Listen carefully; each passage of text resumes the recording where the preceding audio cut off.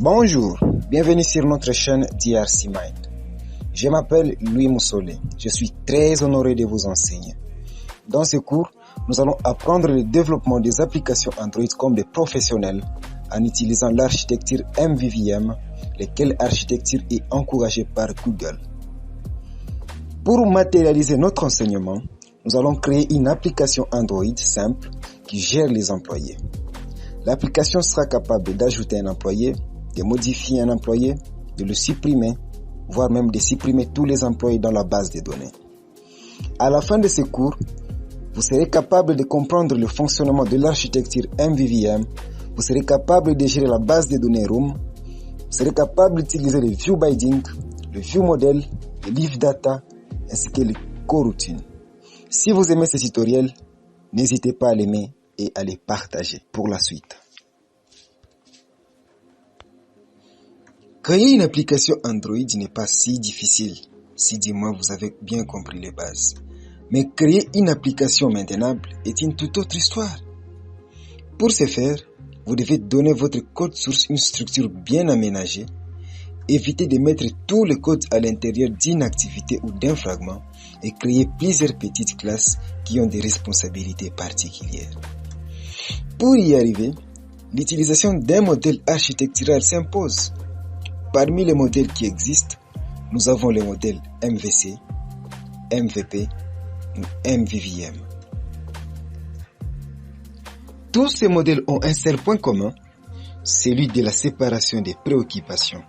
Et vous trouverez que chaque modèle de conception essaie de faire des sommets pour y arriver. Quant à ce qui concerne le développement des applications Android, le modèle MVVM est l'une des meilleures options et est même entièrement prise en charge et encouragée par Google avec ses bibliothèques propriétaires. Pour établir cette séparation des préoccupations, le modèle MVVM scinde cela en trois principales parties, qui sont modèle, view et view model. L'une après l'autre, décrivons les différentes parties du modèle MVVM. Le view. Dans le contexte de MVVM, le view est une partie de votre application qui gère ce que l'utilisateur voit et touche à l'écran. En d'autres termes, un view fait tout ce qu'une activité ou un fragment peut faire. Les views ne doivent gérer que l'interaction immédiate avec l'utilisateur et éviter tout ce qui concerne la logique métier, comme par exemple la communication avec une base de données ou encore la gestion des fichiers. Pour ainsi dire, les views n'affichent à l'écran de ce qu'ils obtiennent d'un autre composant du modèle MVVM qui est le view model. Ils peuvent faire également des opérations simples comme envoyer des événements d'interaction avec l'utilisateur, par exemple des clics. Ceux-ci sont envoyés à leur view model respectif. Parlons ensuite du view model. Le view model est comme un lien entre le view ainsi que les modèles. Il fournit des données au view en les récupérant à partir du repository, comme vous pouvez le voir sur les diagrammes suivants. Le view model n'a aucune idée de view qu'il utilise, car il n'a pas de référence directe au view. Par opposition, un view a une référence à un view model. Le view model doit toujours indiquer au view quelles données appropriées, ce qui se présente comme un avantage parce qu'il n'y a plus nécessité de mettre à jour directement les views. Lorsque les données changent dans le view model, les views ayant la référence à ce view model observent les changements des données que celui-ci expose. Ainsi, tous les views qu'il observe seront informés de ces changements. Cette observation peut être faite grâce au Live Data. Enfin, nous avons le modèle. Le modèle est l'endroit où l'on définit le processus métier. Ce qui joue l'intermédiaire entre le view model et les modèles, c'est à ce niveau du modèle, il est question d'opérer sur les données de votre application en les récupérant soit dans la base de données locale ou soit sur un serveur distant. Le repository a un rôle spécial d'être un médiateur entre le stockage local ainsi que le serveur distant. C'est ici où l'on peut décider si les données qui viennent à distance peuvent être mises en cache localement ou ainsi de suite. Le repository est considéré comme la seule source de vérité des données. Lorsqu'un view model veut obtenir des données, il les obtient à partir du repository. Il appartient au repository de décider de ce qu'il faut. Parlons maintenant de la connectivité de l'architecture MVVM. Non seulement que le view observe les données du view model auquel il est attaché, mais aussi le view model observe les données du repository auquel il est lié, qui à son tour observe les données provenant soit de la base de données locale ou d'un serveur.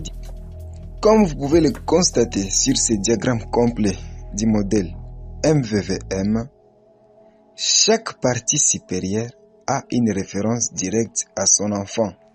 Ainsi donc, le view a une référence directe sur le view model, le view model a une référence directe au repository, le repository a une référence directe sur la source de données locale ou encore une source de données à distance.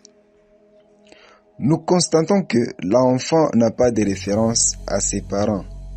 Les enfants n'exposent que certaines données permettant aux parents de les observer à travers.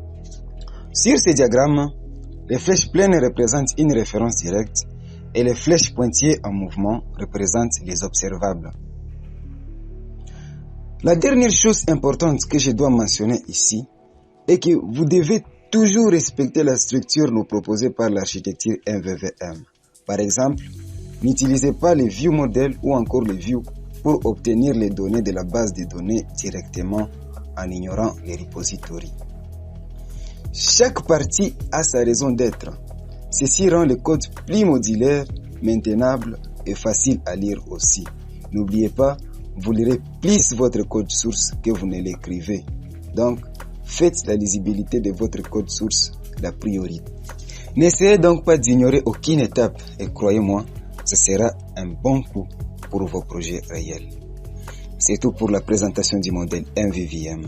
Par la suite, nous allons créer une application Android pour mettre tout cela en pratique.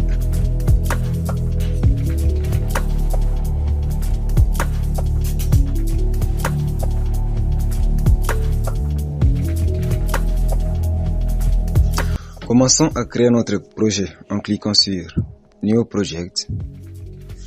Sélectionnez le template Empty Activity, puis cliquez sur le bouton Next. Et dans cette boîte de dialogue, nous allons attribuer le nom de notre projet. Pour notre cas, notre projet sera nommé BD Room. Et enfin, cliquez sur le bouton Finish. Android nous propose un ensemble d'outils qui nous permet d'écrire un code source de meilleure qualité, plus robuste et testable. Cet ensemble d'outils est appelé l'architecture component.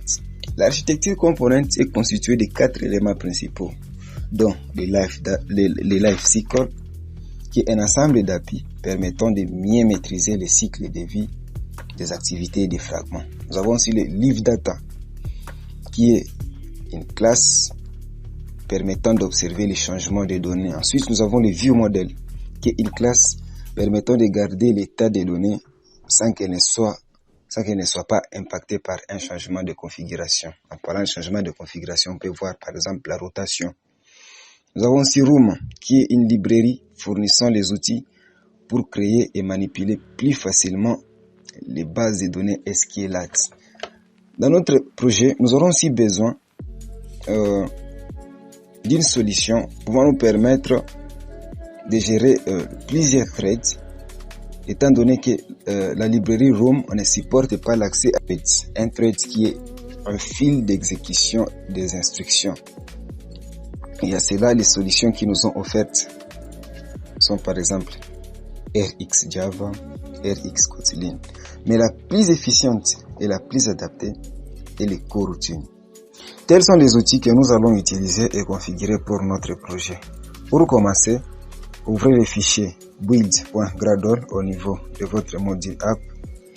Et la toute première chose qu'il faut faire, il faut d'abord vérifier si dans le bloc Android, le View Binding est bel et bien activé.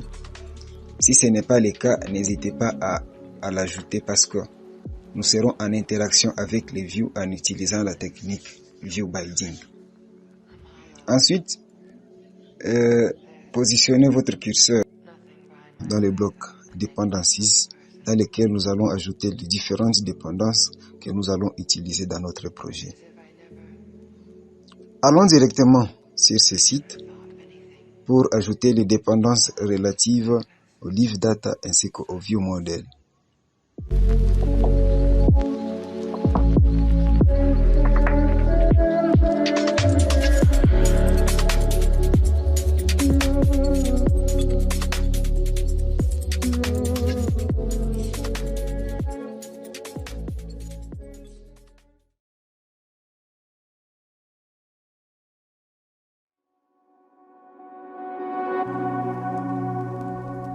Ensuite, nous devons ajouter le plugin Kotlin Capt, qui est un plugin qui sert au processeur d'annotation. Surtout qu'avec Room, il y aura plusieurs annotations que nous allons utiliser.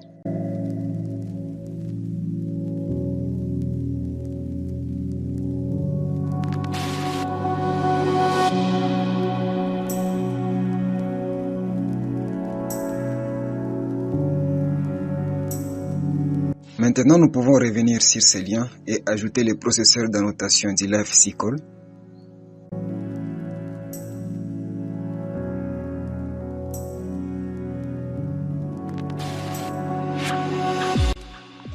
En plus de cela, récupérons sur ce lien les dépendances relatives avec la librairie Room,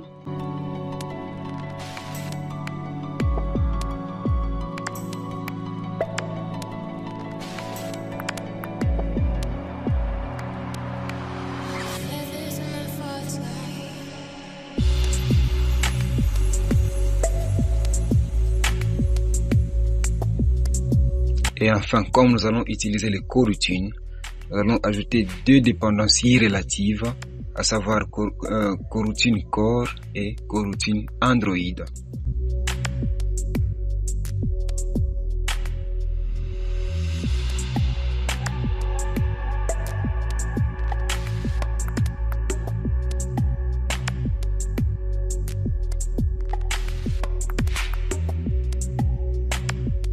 Une fois toutes les dépendances ajoutées, cliquez sur Sync Now pour finir la configuration.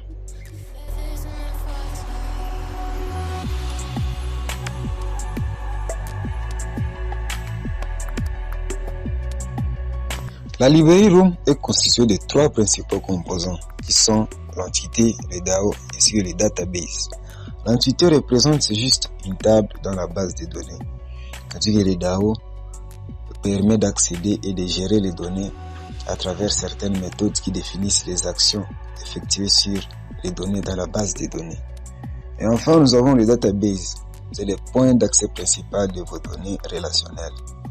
Quant à ce qui concerne notre projet, nous aurons bien sûr besoin d'une base de données dans laquelle on aura l'entité, pour notre cas il s'agit de l'entité employée, qui aura trois propriétés, l'identifiant, le nom ainsi que l'adresse. Nous effectuerons bien sûr quelques opérations sur nos données et cela nous aurons besoin d'ajouter, de supprimer, de modifier ou encore de supprimer tous les. En plus de cela, souvenez-vous, lorsqu'on parlait du modèle MVVM, nous avons dit qu'on a besoin du repository pour établir une relation entre les modèles qui représentent le processus métier ainsi que la partie supérieure de notre diagramme qui représente les modèles MVVM. Nous allons structurer notre projet de telle sorte que cela reflète les modèles MVVM. Pour ce faire, nous allons créer le package modèle.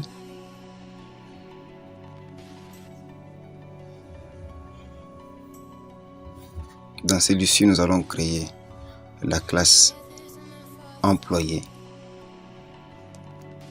Cette classe va nous servir de représenter l'entité employée. Nous allons y revenir. Dans le package modèle, créons le package entity dans lequel nous allons insérer nos entités. Créons ensuite le package DAO, toujours dans le package modèle. Dans ce package, nous allons ajouter toutes les classes DAO. Ensuite, créons le package repository dans lequel nous allons créer les classes repository. Déplaçons la classe déjà créée employée dans le package entity parce qu'il s'agit bien d'une entité. Pour que Room sache que la classe employée va nous servir d'une table ou encore d'une entité, celle-ci doit avoir la notation entity. Et ainsi, si nous souhaitons pas que les noms de la table qui sera créée dans la base de données restent les mêmes noms de notre classe, alors nous devons ajouter le paramètre TableName et ainsi définir les nouveaux noms de la table.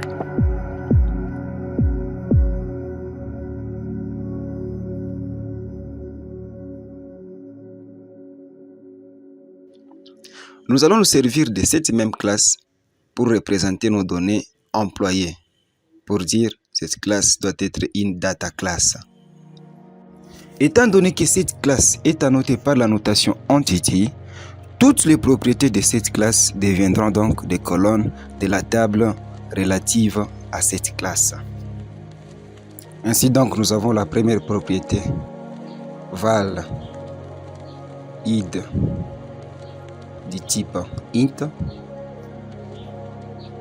Si nous ne voulons pas que les noms de la colonne relative avec cette propriété ne soient pas les mêmes avec les noms de cette propriété, ainsi donc nous devons définir la notation column info pour mettre au paramètre name les noms qui correspondra ainsi à la colonne relative à cette propriété. Signalons que c'est cette propriété, c'est cette colonne qui sera définie comme étant la clé primaire. Pour faire part cela à la librairie Room, nous devons ajouter la notation primary key. Pour la propriété nom ainsi que la propriété adresse, nous allons faire la même chose.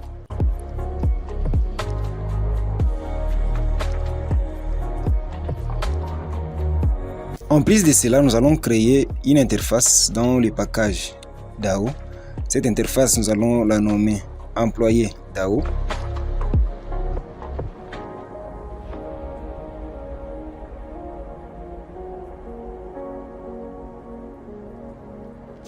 Dans celle-ci, nous allons définir différentes fonctions qui vont nous permettre d'accéder à la base de données.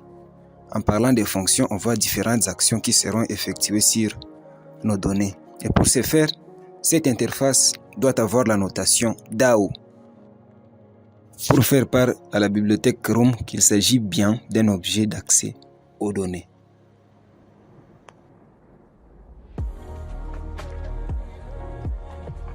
Ainsi donc, la première fonction que nous allons définir, c'est la fonction qui nous permet d'ajouter un employé dans la base de données. Suspend fan ajouter employé. En paramètre, nous allons passer un objet de la classe employé. La chose la plus importante ici est que nous devons ajouter la notation inset pour faire part à la bibliothèque Room qu'il s'agit bien d'une action qui permet d'ajouter un employé dans la base de données. Remarquez, lorsque nous avons créé la fonction ajouter employé, nous avons utilisé un autre mot-clé, suspend. Souvenez-vous, lorsqu'on parlait de la librairie Room, nous avons dit que c'est une librairie qui ne supporte pas l'accès à la base de données dans les main threads. Ainsi, pour utiliser d'autres fils d'exécution en arrière-plan d'autres threads, nous avons dit que la meilleure solution serait d'utiliser les coroutines. Ainsi donc, une fonction marquée par les mots-clés suspend doit être exécutée dans un autre thread créé par les coroutines. Alors, c'est quoi une fonction marquée par les mots-clés suspend? C'est tout simplement une fonction qui peut être mise en pause, qui peut être stoppée ou encore qui peut être reprise. Je crois que vous maîtrisez déjà les notions fondamentales de la notion de coroutine, mais si ce n'est pas le cas, en tout cas, ça ne sera pas un obstacle pour la suite de ce tutoriel. Un autre élément de très important que nous devons comprendre ici est que le nom de la fonction ne compte pas. Ce qui compte, c'est la notation insert qui est tout juste au-dessus de la fonction ajoutée employée. Et à cela, Room seul va comprendre que la fonction qui va suivre permettra de prendre l'employé qui est en paramètre et l'ajouter directement dans la base de données. Maintenant, déclarons une fonction qui va nous permettre de modifier un employé. Cette fonction doit avoir en paramètre un objet de la classe employé et doit être annoté par la notation update.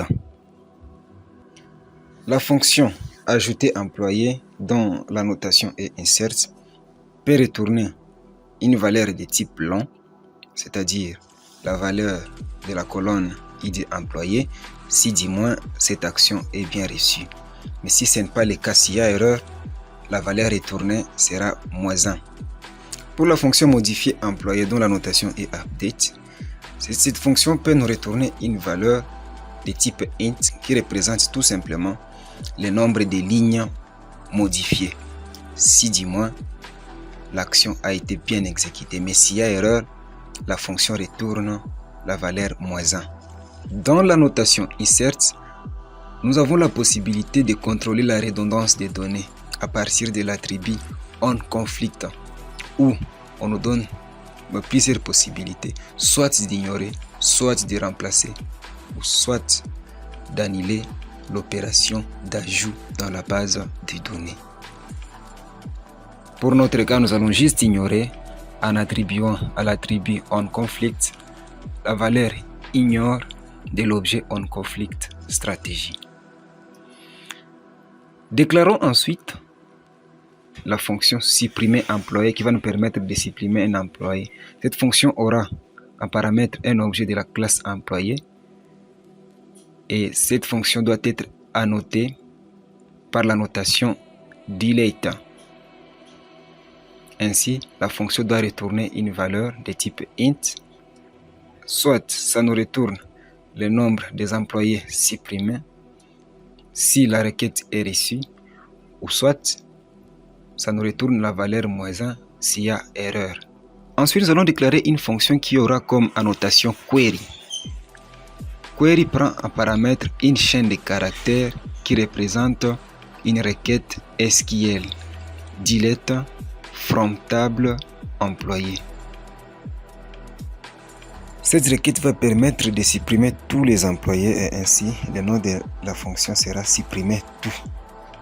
Et la fonction va nous retourner une valeur de type int qui va correspondre au nombre de lignes supprimées si du moins la requête a été exécutée avec réussite. Mais s'il y a erreur, la fonction va nous retourner la valeur -1. Déclarons ensuite une autre fonction qui aura comme annotation query qui prend en paramètre une chaîne de caractères qui représente une instruction SQL, laquelle instruction permet de nous retourner tous les employés qui sont dans la table employée de la base de données. Select all from table employée. Ensuite, nous allons créer la fonction que nous allons nommer getEmployé qui va retourner un livre data des listes des employés.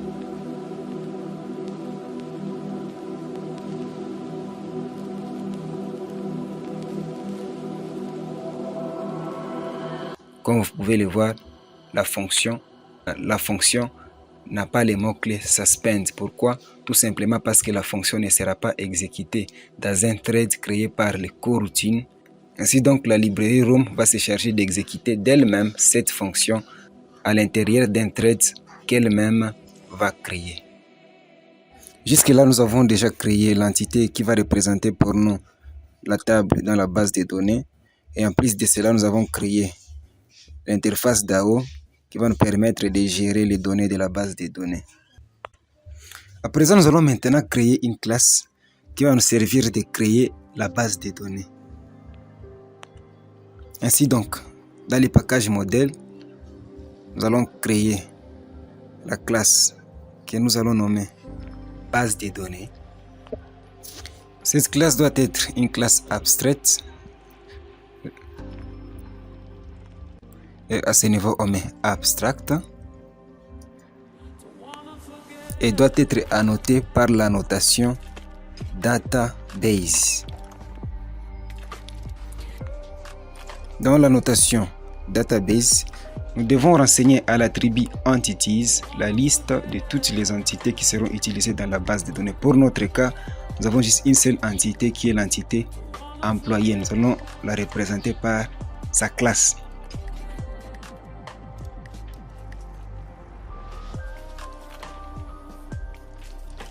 Et le deuxième attribut qui est version, ça permet tout simplement de renseigner les numéros de version de la base de données. Ceci est important lorsque vous voulez faire la migration de votre base de données.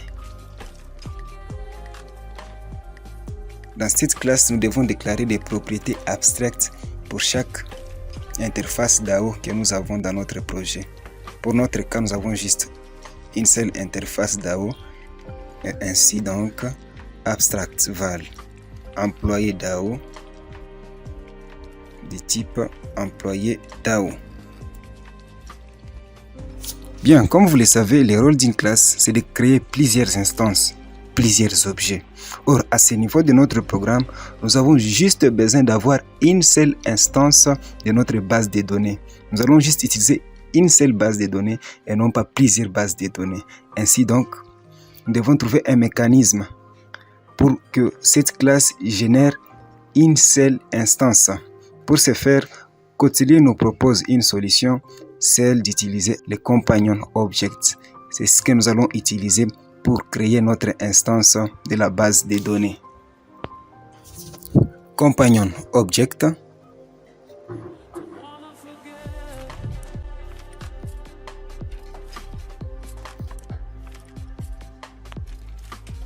Private var instance au majuscule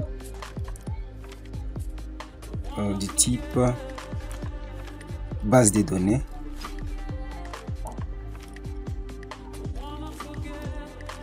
Cette instance peut être nulle. On ajoute le signe nullable. On l'initialise par la valeur nulle.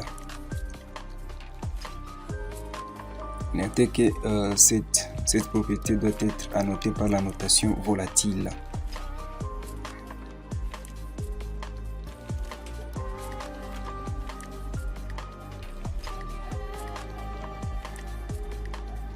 Nous allons créer une fonction qui va retourner l'instance de la base de données.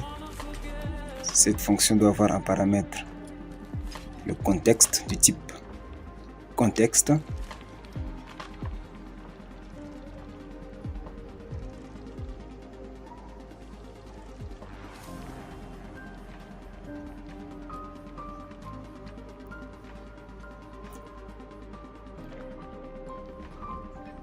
Synchronized.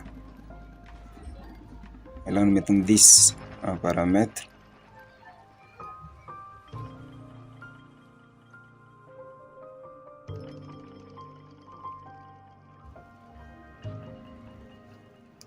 Créons la variable instance. Là nous l'écrivons en minuscule ou nous l'initialisons par la variable que nous venons de créer juste en dehors de cette bloc instance. Et après cela, nous allons faire un test. If instance est égale à nil, si l'instance est égale à nil, qu'est-ce qu'on fait? Nous allons l'initialiser. Instance égale room Point database build. Le premier paramètre, c'est le contexte. Suivi par le deuxième paramètre. Le nom de la classe, c'est la base de données. Et enfin, nous allons mettre le nom de la base de données. Pour enfin appeler la fonction build.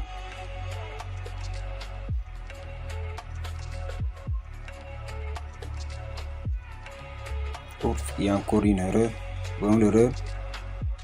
Oh là là, nous avons oublié quelque chose de très important. La classe base de données doit hériter de la classe room database.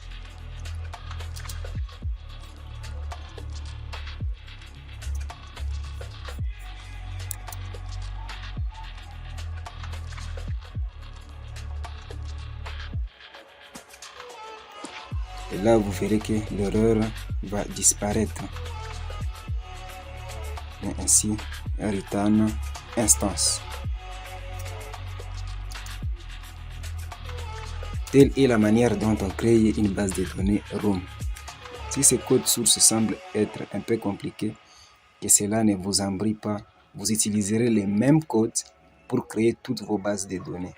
Avec l'implémentation de l'entité du DAO ainsi que de la base de données, nous venons d'achever la partie de source de données locales où nous avons utilisé la base de données room. Maintenant, nous voulons créer le repository pour établir la médiation entre la partie modèle ainsi que la partie view modèle. Pour ce faire, nous allons créer dans le package repository la classe employé repository.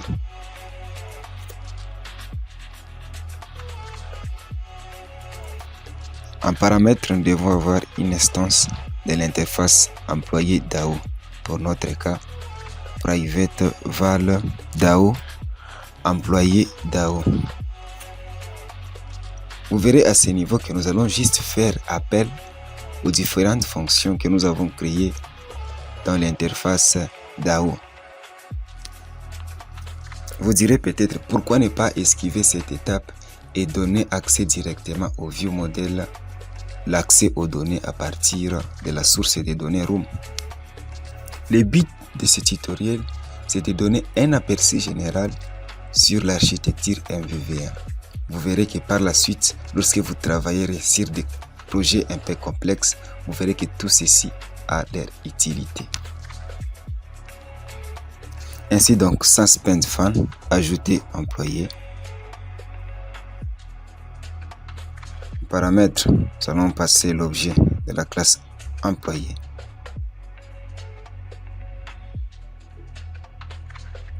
Et là, nous allons retourner directement une expression à cette fonction égale DAO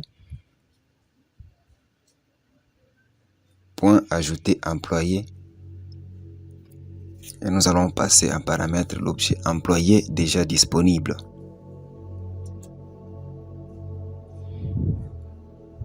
Pour modifier, on fait la même chose.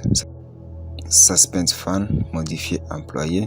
Encore une fois, un objet de la classe employé. On affecte directement une expression égale DAO.modifier employé. On passe employé en paramètre. Suspend fan, supprimer employé. On passe un objet de la classe employé en paramètre égale DAO.supprimer employé. Suspend fan, supprimer tout. Il n'y a pas de paramètres égale DAO.supprimer tout.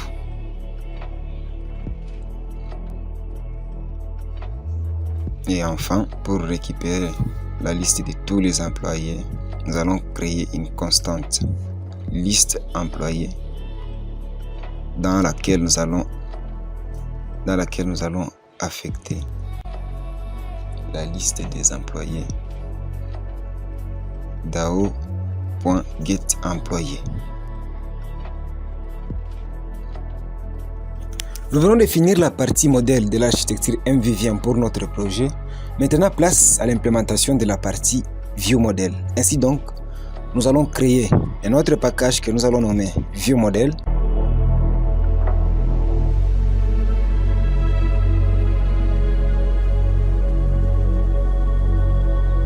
Dans ce package, nous allons créer la classe employé ViewModel.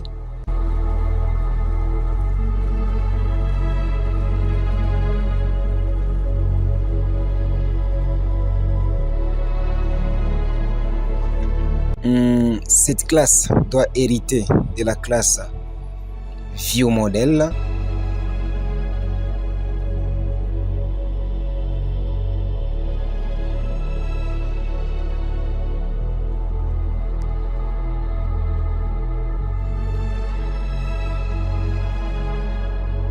Et nous allons passer comme paramètre un objet de la classe Repository.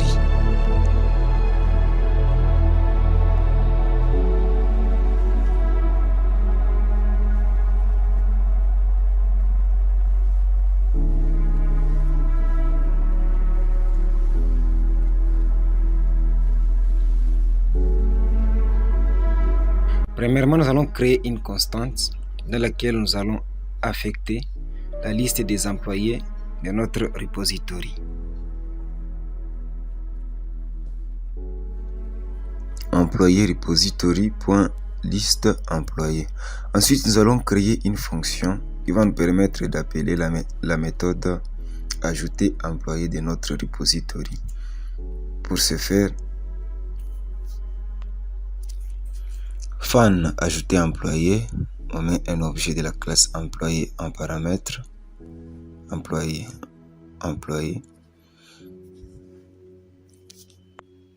Souvenez-vous, pour ajouter dans le repository, nous avons dit que cette méthode doit nous retourner l'identifiant du nouvel enregistrement qui sera enregistré. Ainsi donc, nous allons créer une constante dans laquelle nous allons affecter l'identifiant de l'employé que nous allons ajouter dans la base de données. Ainsi donc, employé repository point ajouter employé et on passe employé en paramètre.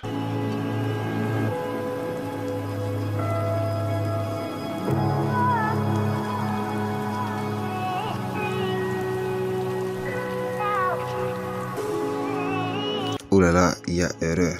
La fonction ajouter employé définie dans la classe employé repository a été déclarée avec le mot-clé suspend pour dire que cette fonction doit être appelée dans une autre fonction déclarée avec le mot-clé suspend, ou encore cette fonction doit être déclarée dans un coroutine. Ainsi donc, dans notre cas, c'est à ce niveau du ViewModel que nous allons appeler cette méthode dans un coroutine, c'est-à-dire dans un thread qui sera créé par coroutine. Pour ce faire, nous allons lancer un nouveau thread avec viewmodelscope.launch, et là nous allons prendre tout ceci et les mettre dans ce coroutine.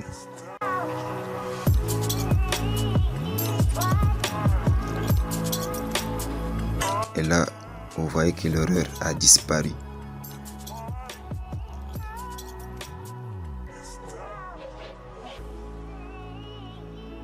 Nous pouvons rendre ce code plus concis en affectant directement à la fonction que nous venons créer une expression qui va contenir ces coroutines. Créons ensuite la fonction modifier employé avec un objet de la classe employé.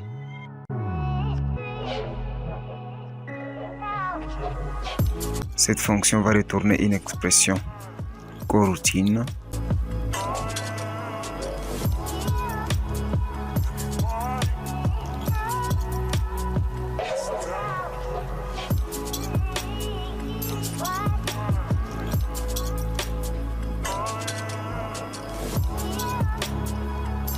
Et dans ces coroutines, nous allons créer une constante. Nombre ligne, signalons que la fonction modifier employé de la classe employé repository retourne le nombre de lignes modifiées. Ainsi donc, val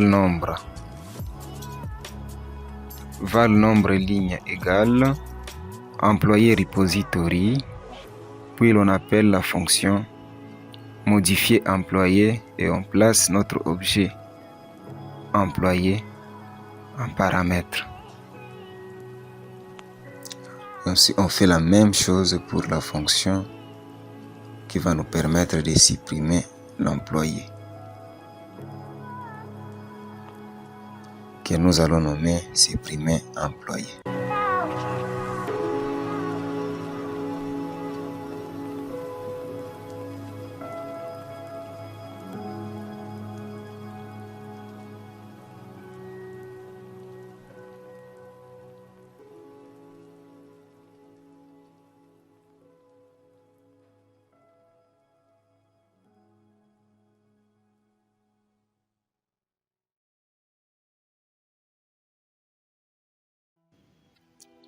Même chose aussi pour la fonction supprimer tout.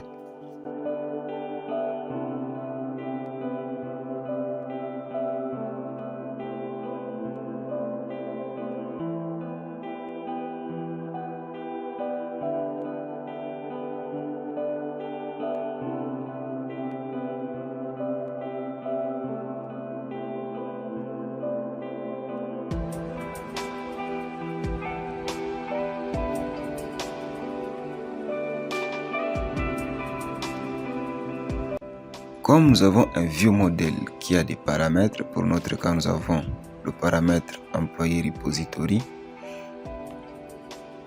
nous aurons besoin d'une classe view model factory qui va nous permettre d'instancier une instance dans les views, laquelle instance va nous permettre d'initialiser un objet ou encore une instance de la classe employé view model, toujours dans les views.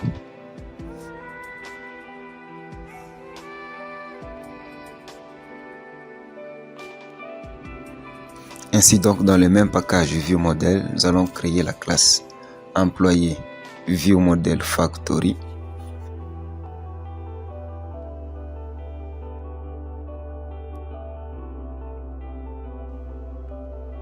Cette classe doit avoir en paramètre un objet de la classe employé repository et celle-ci doit hériter de la classe factory qu'on retrouve bien dans viewModelProvider.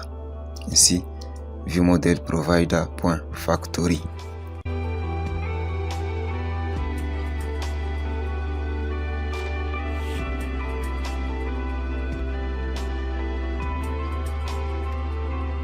Là, nous devons implémenter une méthode, la méthode create. Et là, nous allons faire un test. Ne vous inquiétez pas, ce code, vous l'écrirez de la même manière pour tous les vieux modèles que vous aurez créés.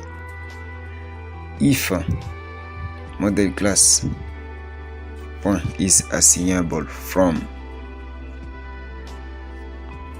le nom de la classe vieux modèle qui sera assigné par l'objet de cette classe employé view model factory.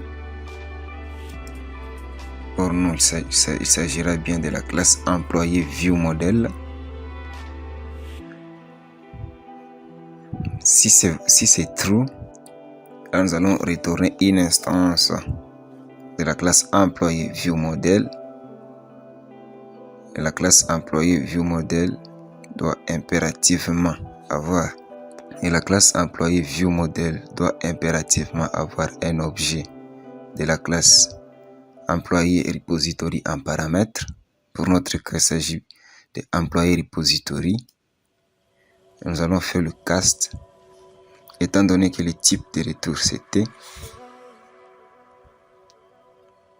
Si ce n'est pas le cas, nous devons lever une exception, illegal argument exception, et le message qui sera affiché, ce sera classe view model inconnu.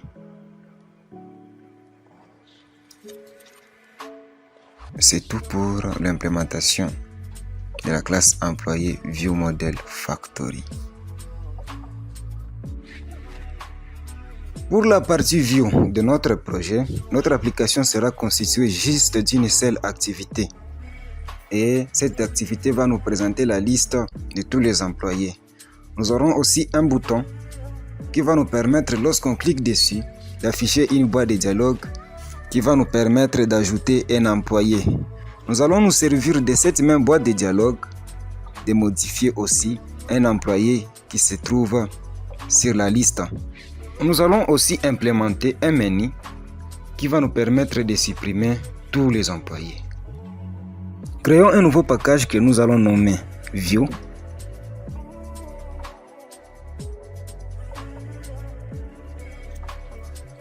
Déplaçons ensuite la classe MainActivity dans le package que nous venons de créer View. Nous constatons que Android Studio ne prend pas en compte ces changements. Ainsi donc, nous allons devoir rebuild notre projet. Menu Build. Puis, on clique sur la commande Rebuild. Oh my, il y a problème.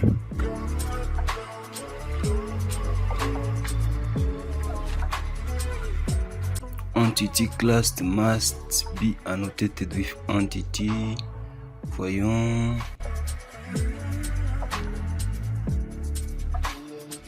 No such table, table employé. L'erreur doit se situer dans la classe qui implémente notre base de données. Ainsi donc, nous allons nous orienter directement dans les packages modèles et ouvrir la classe base de données. Remarquez, dans la liste des entités, au lieu d'écrire le nom de la classe employé, nous avons écrit le nom de l'interface employé DAO. Ainsi donc, modifier, au lieu d'employé DAO, mettons employé, la classe qui représente l'entité employé. Très bien. Essayons maintenant de rebuild encore une fois notre projet et voir si l'erreur sera résolue. Et oui, l'erreur est bel et bien résolue et vous pouvez remarquer que déjà la classe MainActivity se trouve bel et bien dans le package View. Ainsi donc, allons directement dans le dossier Layout se trouvant dans le dossier des ressources et ouvrons le fichier activitymain.xml. Nous allons supprimer cet élément et ajouter le récit call View que nous allons attribuer comme identifiant RV list.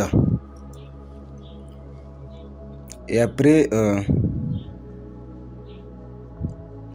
nous allons ajouter un floating button, mais cela nécessite une icône. Pour ce faire, ajoutons cette icône que nous allons nommer add.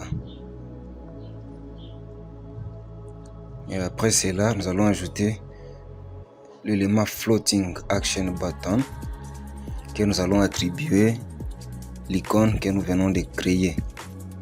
Nous allons l'attribuer comme identifiant fab ajouté. Par la suite, nous allons créer un fichier layout que nous allons nommer mise à jour employé, que nous allons nommer maj layout, pour ainsi dire mise à jour layout. Nous allons ajouter des edit textes et un bouton. Le premier edit texte, nous allons l'attribuer l'identifiant était non. Et le deuxième edit texte, nous allons l'attribuer comme identifiant était adresse. Et enfin l'élément bouton, nous allons l'attribuer l'identifiant btn action.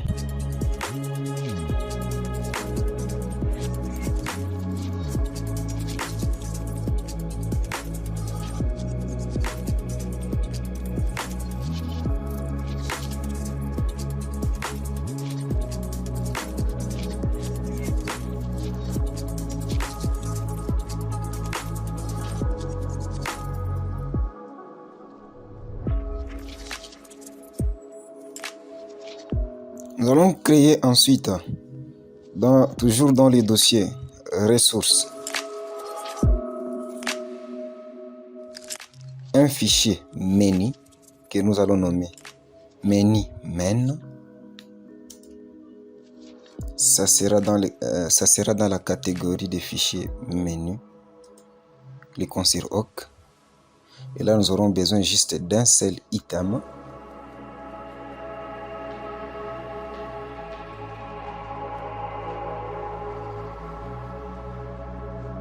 Qui aura comme identifiant menu supprimer tout. Et l'attribut title aura comme valeur supprimer tout.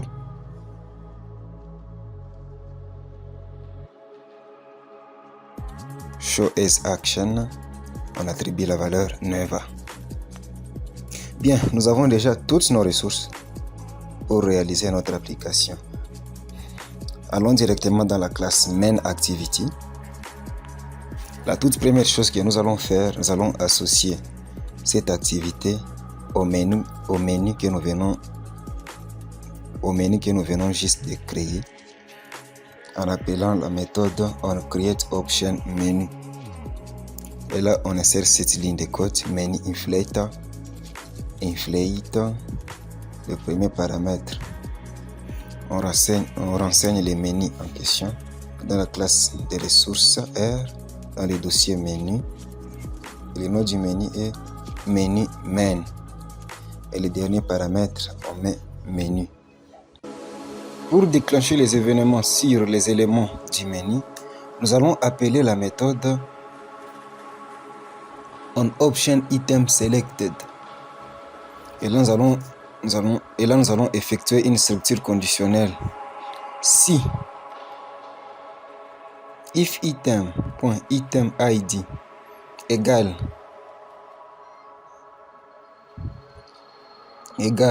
à r.id.menu supprimer tout, et à ce niveau nous allons implémenter l'action qui va nous permettre de supprimer tous les employés dans la base de données que nous allons implémenter un peu plus tard. Lors de la configuration de ce projet, nous avons bien dit que nous allons utiliser la technique ViewBinding pour être en interaction avec les éléments graphiques XML.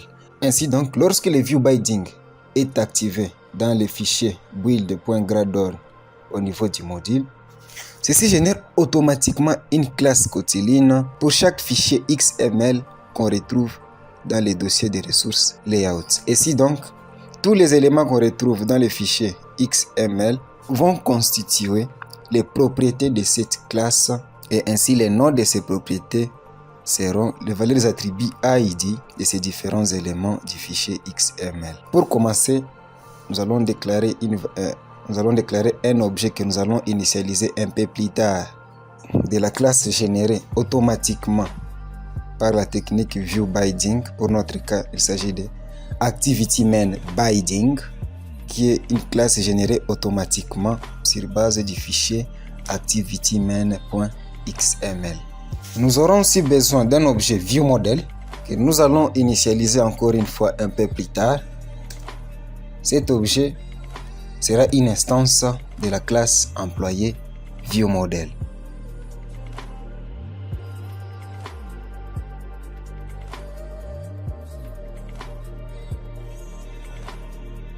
Commençons directement à initialiser l'objet binding. Binding égale ActivityMainBinding.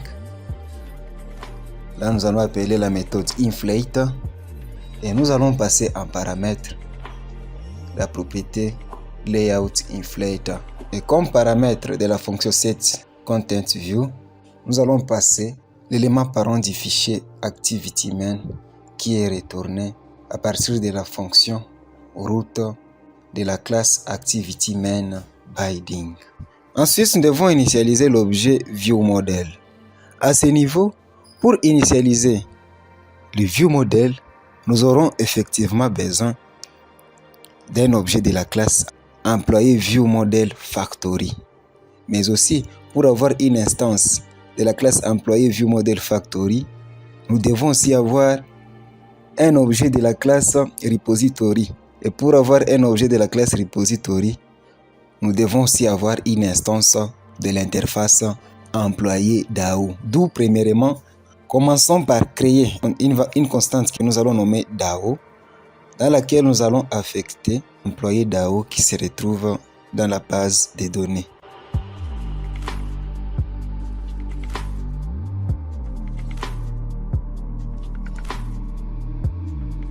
Et ensuite, créons une instance que nous allons nommer repository, qui est égale employé repository. En paramètre, on met DAO qu'on vient tout juste de créer.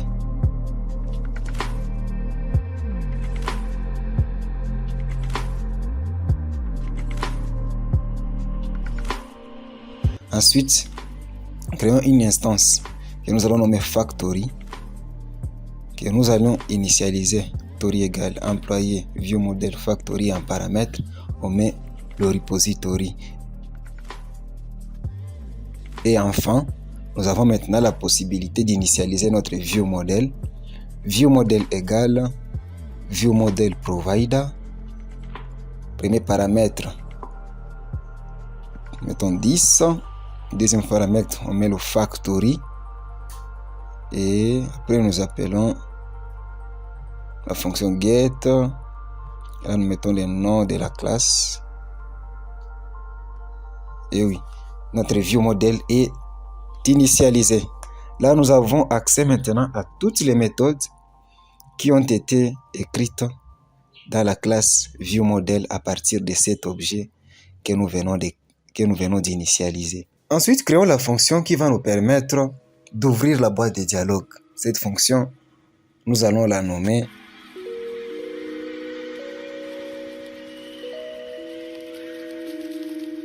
afficher mage dialogue, pour dire afficher mise à jour dialogue. Et cette fonction doit avoir en paramètre un objet de la classe employé. Et cet objet peut être nul. Souvenez-vous ce que nous avons dit. Nous allons nous servir de cette même boîte de dialogue pour modifier, mais aussi pour ajouter un employé dans la base des données. Ainsi donc, si nous affichons la boîte de dialogue avec l'objet employé étant nil, là nous saurons que l'opération consiste à ajouter un nouvel employé. Mais si l'objet employé n'est pas nil, cela voudra dire tout simplement que nous souhaitons modifier l'employé. Ainsi donc, dans ce bloc, nous allons créer une constante alerte dialogue que nous allons initialiser par alerte dialogue.build et nous mettons le contexte en paramètre 10. Comme nous allons associer à cette boîte de dialogue un view que nous avions déjà créé, un fichier layout déjà créé, et souvenez-vous, il ne faut pas oublier, pour être en interaction avec les views, on utilise la technique view binding. D'où, comme c'est un fichier qui se retrouve dans les dossiers layout, on doit trouver nécessairement une classe qui a été générée automatiquement pour encapsuler tous les composants visuels qu'on retrouve dans ces fichiers. Et à ce niveau, créons la constante dialogue binding que nous allons initialiser. La classe qui a été générée automatiquement et la classe mage layout binding. Appelons la méthode inflate et nous passons en paramètre la propriété layout inflate. Et là, à l'objet alerte dialogue, nous allons définir les views à partir de la méthode setView et nous mettons dialogue binding. Nous appelons l'élément parent du fichier XML irrélatif par la méthode route. Pour créer cette boîte de dialogue, on déclare une constante que nous allons nommer dialogue et nous affectons la boîte de dialogue déjà créée, alerte dialogue, et nous appelons la méthode create. Faisons maintenant un test. If employé est égal à nil, c'est-à-dire que nous souhaitons ajouter un employé dans la base de données. Et là, qu'est-ce qu'on fait? Nous allons d'abord changer les textes qui s'affichent au bouton. Dialog binding, point, button action, et à la fonction set text, nous allons attribuer le texte sera affiché au bouton. Ici, nous voulons afficher les textes enregistrés. Comme il s'agit d'un nouvel employé, nous allons copier cette ligne de code pour afficher les textes dans l'élément edit texte nom et ainsi que edit texte adresse. Pour edit texte nom, nous voulons afficher ouf, oh là là, ici il s'agit bien d'insérer un nouvel employé. On n'a pas besoin de valeurs par défaut dans les deux différents edit textes. Nous allons les enlever dans les blocs où l'employé est égal à nil et les mettre dans les blocs où l'employé n'est pas égal à nil, c'est-à-dire dans les cas où l'on souhaite modifier un employé. Ainsi donc, pour l'élément edit texte nom, nous allons afficher la propriété nom de l'objet employé passé en paramètre. Et pour l'élément edit texte adresse, nous allons afficher la propriété adresse de l'objet employé passé en paramètre. Même chose ici pour les boutons. Nous voulons afficher au bouton le texte modifié.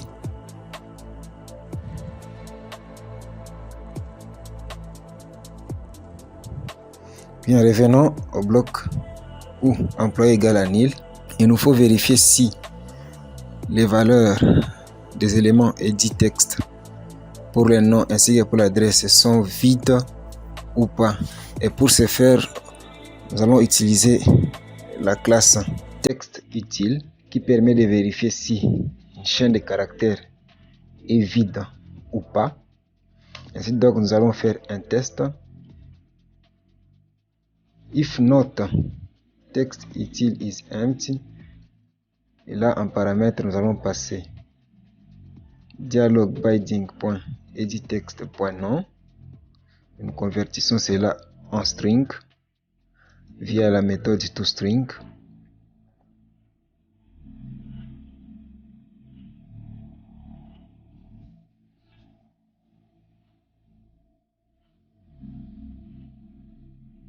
Nous allons aussi vérifier pour l'élément edit texte adresse.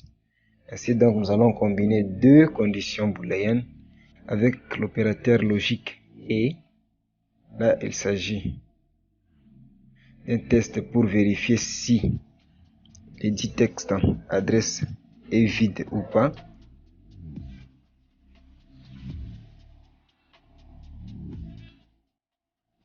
Si les deux champs ne sont pas vides, là, nous devons exécuter l'action qui permet d'enregistrer un nouvel employé.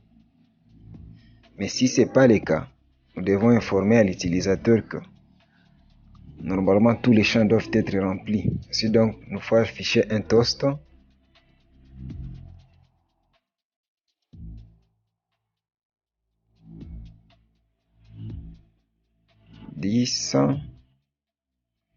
Le message sera tous les champs sont obligatoires. Et le deuxième paramètre, nous allons définir la durée du toast, et enfin nous allons appeler la méthode show. Bien, nous allons copier ces lignes de code et nous allons les amener dans la partie où l'employé n'est pas égal à nil, c'est-à-dire dans les blocs où il faut modifier un employé. Ainsi donc, nous allons faire le même test et vérifier si les deux champs sont vides ou pas. Notez que l'on doit vérifier si les champs edit texte nom et edit texte adresse sont vides après avoir effectué un clic. On clique sur le bouton btn action. Nous allons revenir dans le bloc où employé égal à nil. dialogue binding.ptn action. Et après cela, nous appelons l'événement onClick par la méthode setOnClickList, qui est une fonction lambda.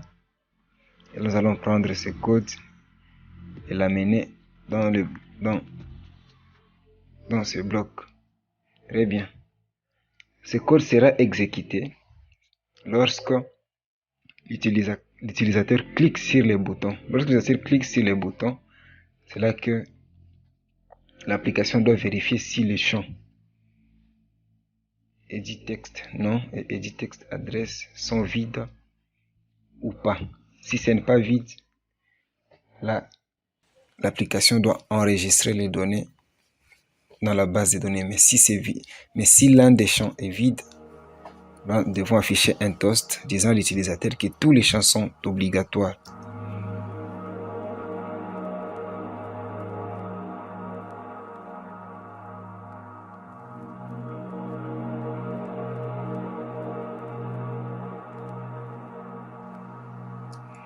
Même chose pour les blocs où l'utilisateur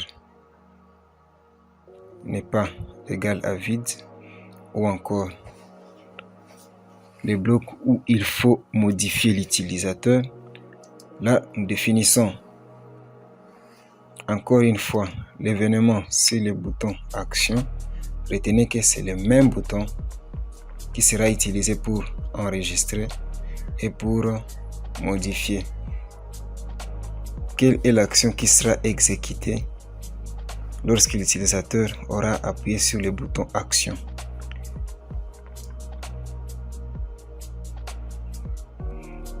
Et là, nous copions encore une fois ces lignes de code pour vérifier si les champs sont vides ou pas.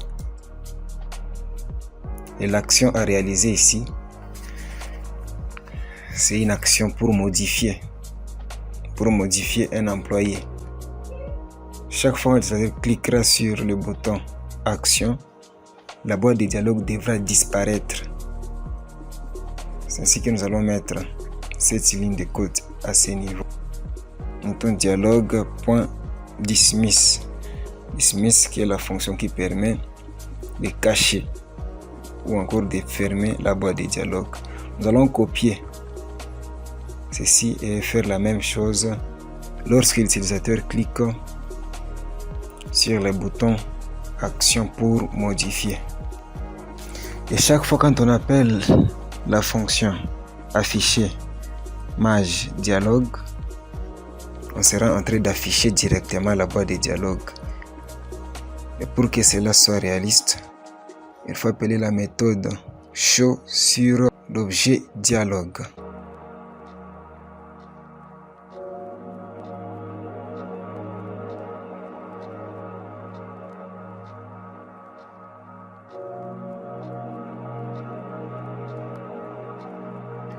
Nous allons à présent définir l'action lorsque l'utilisateur aura cliqué sur le bouton dont l'identifiant est fab ajouté. Binding fab ajouté.set. On clique list non. Nous allons faire appel à la fonction lambda. Et là l'action qui sera exécutée, c'est l'action d'ouvrir la boîte de dialogue pour enregistrer un nouvel employé.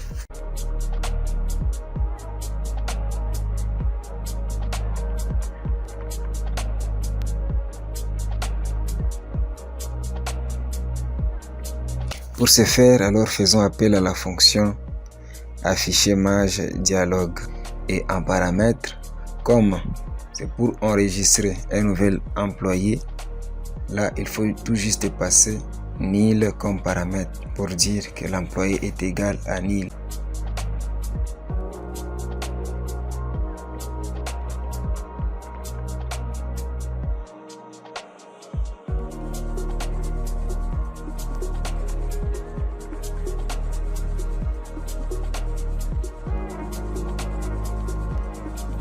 Créons à présent une fonction que nous allons nommer afficher employé qui va permettre d'afficher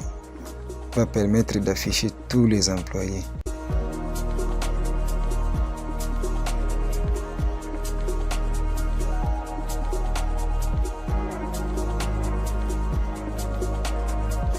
viewModel.employé. Comme c'est un livre data, nous allons juste observer les changements des données. Et là, on fait appel à la méthode observe. Le tout premier paramètre, on met 10. Et le deuxième paramètre, c'est une fonction qui retourne la liste des employés. Nous allons d'abord afficher cette liste dans la console en utilisant log.info tag. Et là, nous allons afficher la liste que nous allons convertir en string. It to string. Notre tag sera myTag que nous allons créer.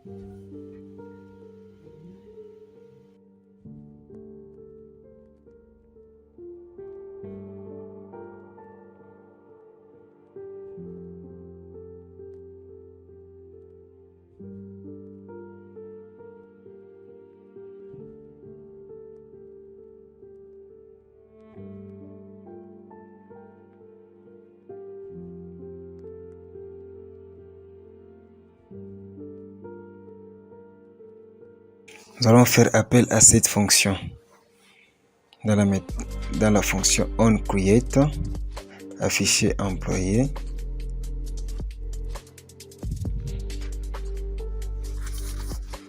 Et là, pour faire les tests, nous allons d'abord implémenter l'action pour enregistrer un nouvel employé. Et à ce niveau, créons un objet employé, val nouvel employé, égal employé. Pour l'identifiant, nous allons mettre 0. Mettons 0 parce que ça sera généré automatiquement. Allons-y vérifier dans la classe employé qui représente pour nous notre entité. Nous allons définir l'attribut AutoGenerate que nous devons donner la valeur true. Et là, c'est la base des données elle-même qui sera en train de générer automatiquement les valeurs de l'attribut ou soit de l'entité id. Ainsi donc ici, laissons cela à 0. Pour les noms, nous allons prendre ce que l'utilisateur aura saisi dans l'élément edit texte nom. Et pour l'adresse, on prendra ce que l'utilisateur aura saisi dans le champ adresse.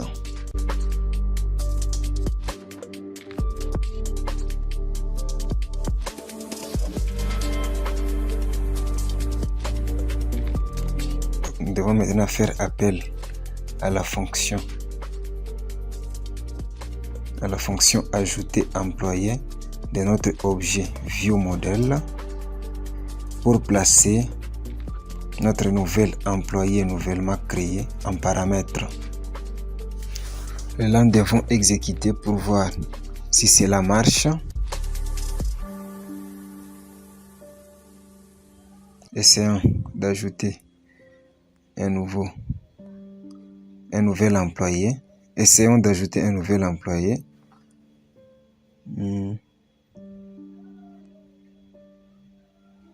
Louis Moussole, Ouvira. Voyons si cela a été affiché dans la console.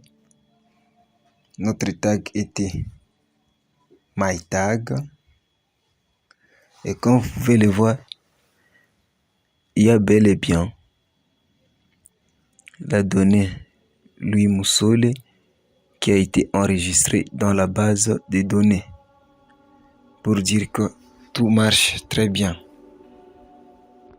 Nous avons réussi précédemment à afficher les éléments de la base de données sur la console. Mais le but de ce tutoriel, c'est d'afficher les éléments de la base de données sur le récit CallView. Pour ce faire, nous avons besoin d'un adapter. Ainsi donc, dans le package View, nous allons créer un nouveau package que nous allons nommer adapter. Mais avant d'implémenter notre adapter, nous allons d'abord créer un fichier layout qui va représenter le design ou encore la mise en page de chaque élément de la liste. Ainsi donc, dans le dossier layout, nous allons créer le fichier que nous allons appeler élément employé layout.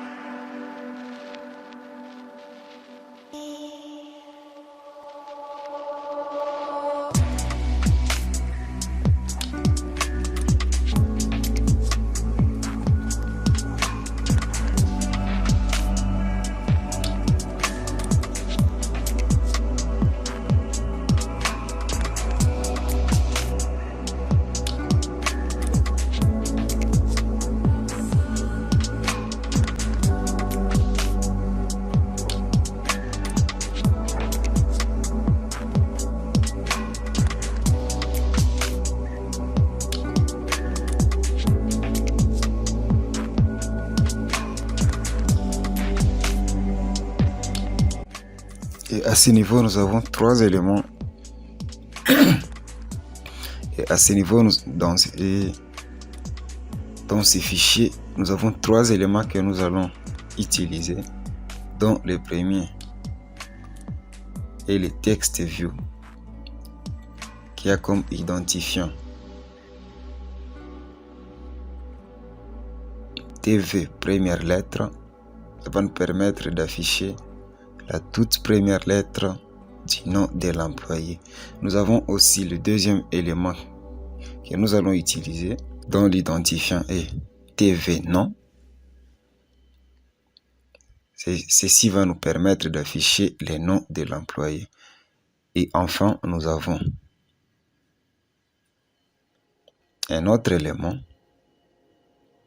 que nous allons nommer IV more, pour dire image view more. Ceci va nous permettre de cliquer dessus pour afficher un menu.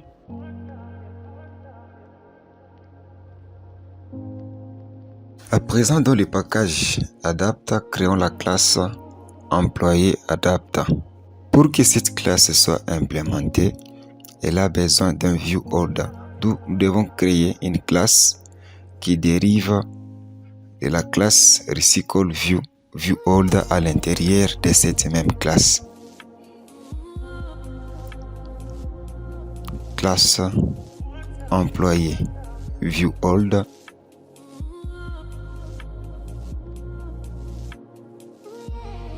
La classe dérive de la classe recycle view.viewHolder.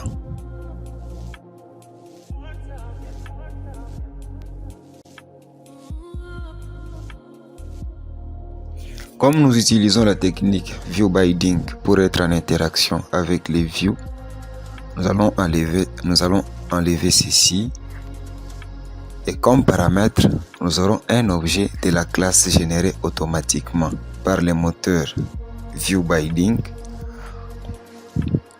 Étant donné que les fichiers éléments employés layout se trouvent dans le dossier layout, c'est-à-dire il y a une classe qui a été générée automatiquement et qui encapsule tous les éléments visuels. On retrouve dans les fichiers éléments employés layout comme étant des propriétés. Ainsi donc, créons cet objet binding et la classe générée et la classe élément employé layout binding.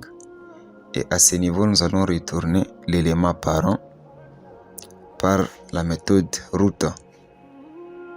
C'est une méthode qui nous retourne l'élément parent du fichier élément employé layout. Dans cette classe, nous aurons besoin d'une fonction que nous allons nommer adapter view. Cette fonction va nous permettre de définir le contenu ainsi que le comportement de chaque élément graphique qu'on retrouve dans le fichier élément employé layout sur base de chaque élément de la liste. Pour notre cas, la liste sera constituée des employés, ainsi donc fan adapter view, elle doit avoir comme paramètre un objet de la classe employé.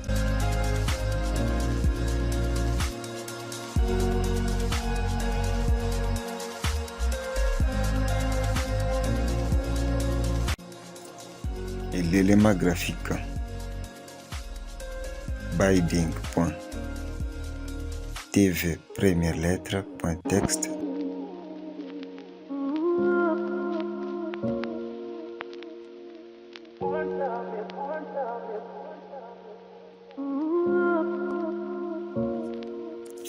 Nous allons afficher la toute première lettre de la propriété nom de l'objet employé.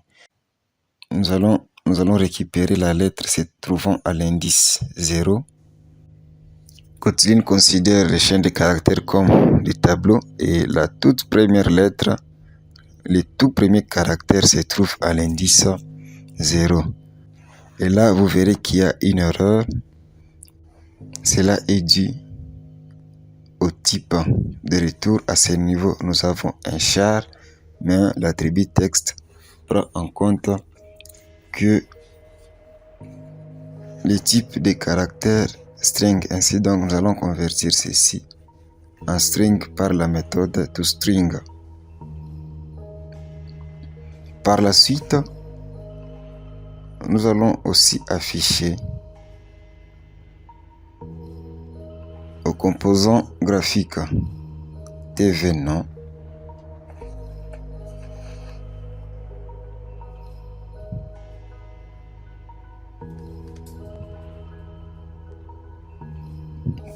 à ceci, à son attribut texte, nous allons afficher tout simplement la propriété nom de l'objet employé.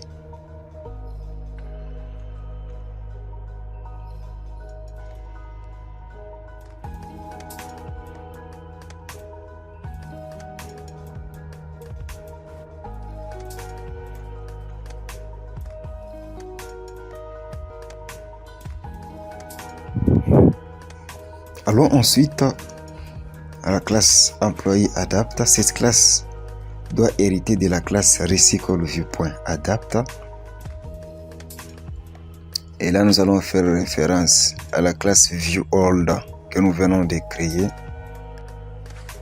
Celle-ci se trouve dans la classe employé adapt.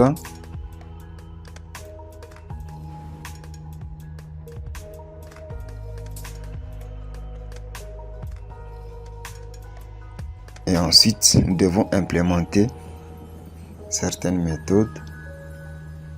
Nous allons sélectionner toutes ces trois méthodes.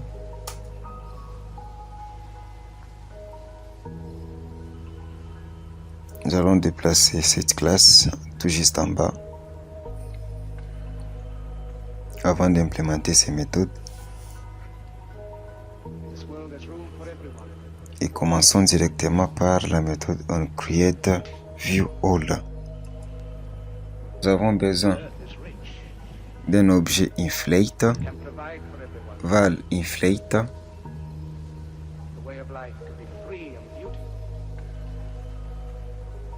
égale layout inflator point from. Là, on doit récupérer le contexte. Nous allons le récupérer à partir du paramètre parent.contexte. Nous aurons aussi besoin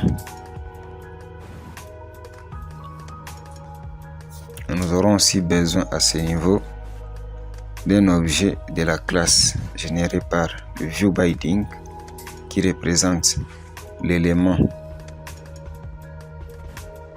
graphique pour chaque liste.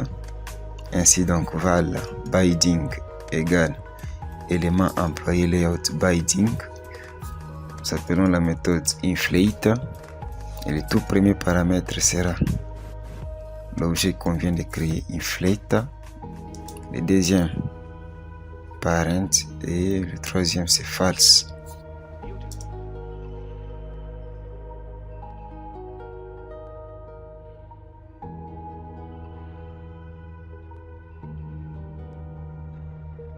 Et enfin la fonction. Cette fonction retourne une instance de la classe employé viewHolder. Return employé viewHolder. La classe viewHolder doit prendre un paramètre qui est un objet de la classe généré automatiquement par le viewBinding élément employé layoutBinding. Et comme nous en avons déjà à ce niveau, nous pouvons tout simplement mettre binding en paramètre. La classe employé adapt doit avoir une propriété qui représente la liste des éléments qui seront affichés. Nous allons placer cette propriété au paramètre de la classe employé adapt. Ainsi donc, nous allons nommer ce paramètre employé qui sera une liste des objets employés.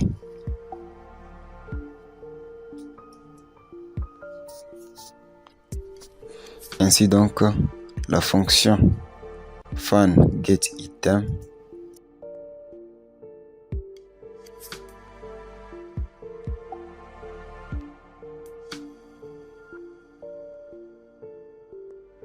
pour avoir accès à ces paramètres, nous devons ajouter le mot-clé private val. Ainsi donc, la fonction getItemCount doit retourner la taille du tableau en paramètre return employé.size. Enfin, nous allons implémenter la fonction onBindViewHolder qui permet tout simplement d'adapter chaque élément de la liste employée au fichier layout élément employé layout.xml. Et comme vous pouvez le remarquer, nous avons une fonction dans la classe employé viewHolder qui nous permet à le faire. Heureusement, dans cette fonction onBindViewHolder, nous avons un objet de la classe employé viewHolder qui va nous permettre de faire appel à cette fonction. Ainsi donc, l'objet holder de la classe employé viewHolder, nous appelons la méthode adaptView. Et à ce niveau, qu'est-ce que nous allons faire? Nous allons prendre la liste des employés et récupérer l'employé qui se trouve à la position.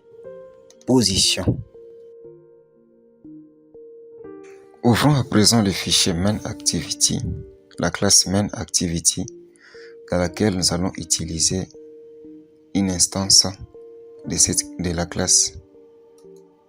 classe que nous venons de créer. Nous allons nous servir de la classe employé adapt pour afficher les éléments de la base de données sur le RecallView. Pour que le RecallView affiche les éléments sur la liste, nous devons ajouter, allons ouvrir le fichier activitymain.xml et nous devons ajouter l'attribut layoutManager à l'élément RecallView.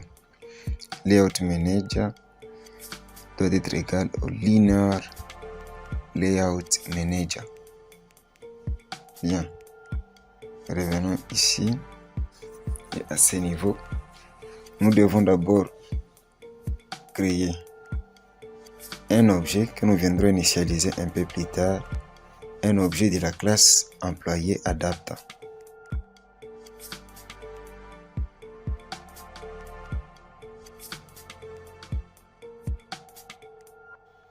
Et là, nous allons enlever cette ligne de code qui permet d'afficher les données sur la console pour ensuite initialiser notre objet Adapt. Adapt égale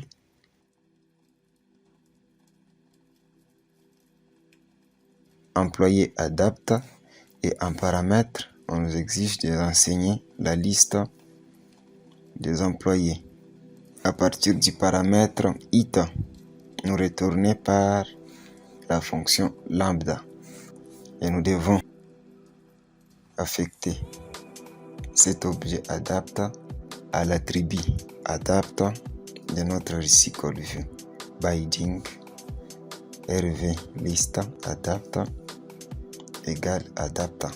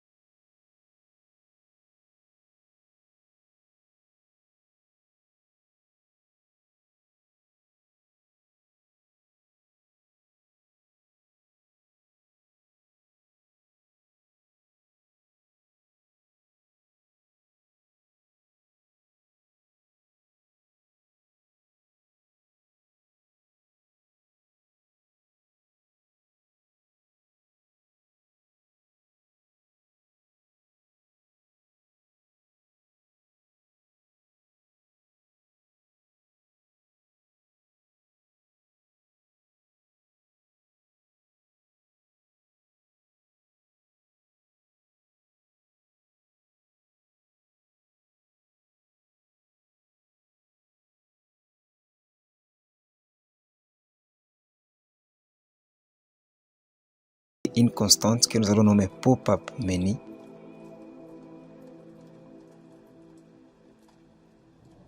Et pour instancier cet objet, nous avons besoin du contexte. À ce niveau, nous n'en avons pas, d'où nous allons ajouter au paramètre de la classe employé viewHolder un autre paramètre que nous allons nommer privateVal. Contexte.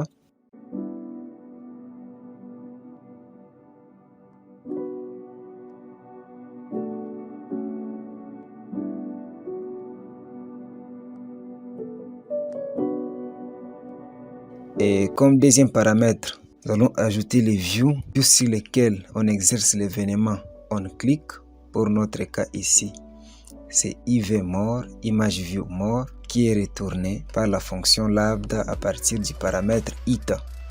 Et après, qu'est-ce que nous allons faire? Nous allons ajouter des menus sur l'objet pop-up menu que nous venons de créer. Pour ce faire, pop-up menu.menu.add, le tout premier menu, la fonction, ça sera modifié et directement nous allons définir à ce menu un événement set on menu item click list non. Lorsque l'utilisateur cliquera sur le menu modifié, nous allons initialiser la fonction set on element click list non de notre paramètre list non, l'employé sur lequel l'utilisateur a cliqué. Et au deuxième paramètre, nous allons lui dire de quelle action s'agit-il. À ce niveau, il s'agit bien du menu modifié. Et le paramètre à modifier sera true. Ouf, nous constatons qu'il y a toujours erreur. Voyons, la méthode doit retourner une valeur booléenne. Ainsi donc, tout juste à la fin, nous allons ajouter true. L'erreur disparaît. Ensuite, nous allons ajouter un autre menu, pop-up menu.menu.add.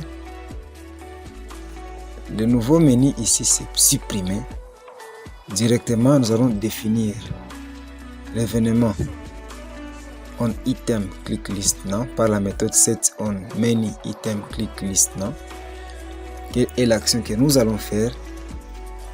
Nous allons encore une fois initialiser la fonction set on element click list now de notre paramètre list now en fournissant l'employé sur lequel l'utilisateur va cliquer, mais aussi le paramètre à modifier sera false parce que à ce niveau l'utilisateur va cliquer sur le menu supprimé et non pas modifié. Et toujours, comme la fonction doit retourner une valeur booléenne, ajoutons true à la fin. Comme vous pouvez le constater, il y a une erreur au niveau des paramètres de la classe employé viewHolder. C'est évident parce que notre classe employé viewHolder a maintenant trois paramètres: un objet contexte, un objet binding et aussi un objet list now. Et là, nous devons renseigner à la valeur du retour de la fonction onCreateViewHolder tous ces paramètres. Signalons que la fonction onCreateViewHolder se trouve dans la classe employé adapt. D'où, pour avoir tous ces éléments, nous allons ajouter un autre paramètre dans la classe employé adapt, lequel paramètre nous allons le nommer list now, type onElement click list now. Et là, nous allons ajouter ces paramètres à ce niveau. Le contexte, nous allons le récupérer à partir du paramètre parent, d'où parent.contexte. Et oui, vous pouvez voir que l'erreur a disparu. Pouvons maintenant rentrer dans la classe MainActivity. Nous voyons qu'il y a déjà une erreur lors de l'initialisation de notre objet adapt.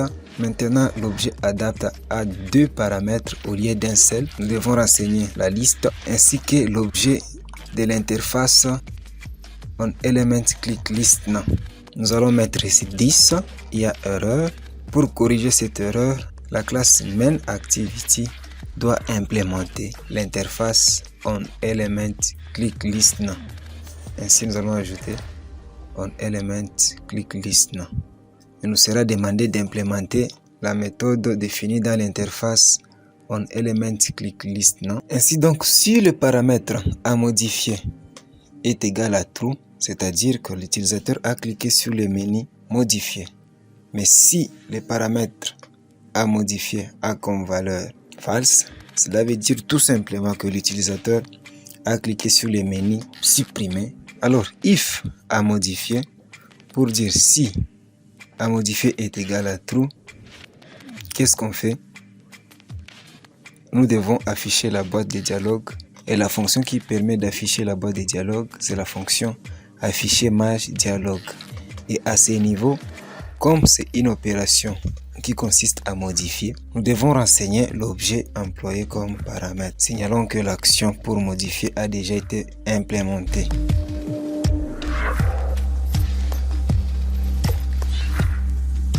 Dans le cas contraire, si à modifier est false, c'est-à-dire si l'utilisateur souhaite modifier, qu'est-ce qu'on fait?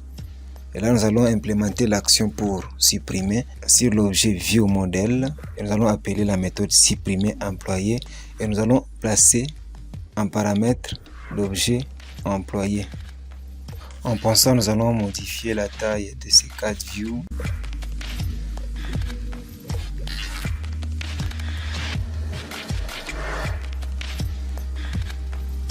Mais aussi la couleur de ces textes view sur lesquels on affiche la toute première lettre.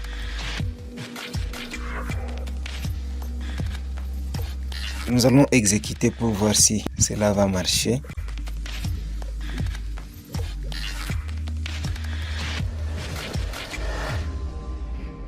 Lorsqu'on clique sur l'élément image view more, il n'y a aucune action qui est effectuée. Pourtant, selon notre implémentation, lorsqu'on clique sur cette image, on doit nous afficher un menu qui sera constitué de 2 options, modifier et supprimer. Allons dans notre code et vérifions qu'est-ce qui ne marche pas. Et là, nous allons nous diriger à la classe où nous avons implémenté notre menu, où nous avons implémenté notre pop-up menu, et regardez qu'est-ce qui ne va pas. Voyons. Ouf. En tout cas, les menus ne devraient pas être affichés pour la simple raison qu'on n'a pas appelé la fonction show à notre objet pop-up menu. Ainsi donc, tout juste en bas, nous allons appeler la fonction show sur l'objet pop-up menu. Nous allons exécuter pour voir si cela va marcher.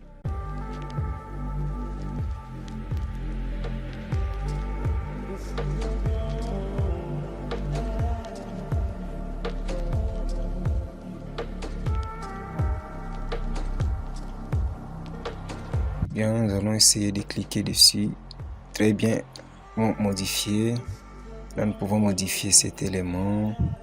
Là, nous pouvons mettre Abraham Wilonja.